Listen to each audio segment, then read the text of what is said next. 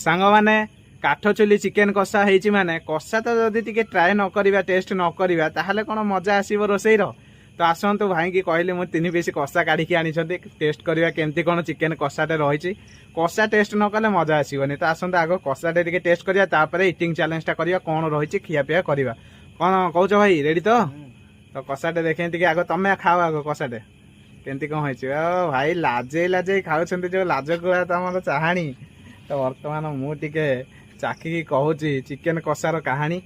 बर्तमान देखु चिकेन कषाटे धरसी यहाँ हूँ काठ चुली chicken कषा।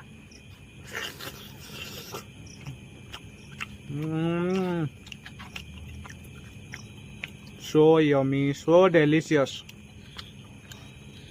Very nice very beautiful chicken कषा। सतरे बहुत इंटरेस्टिंग लगुच टेस्टिंग लगुच सॉरी टेस्ट लगुच बहुत।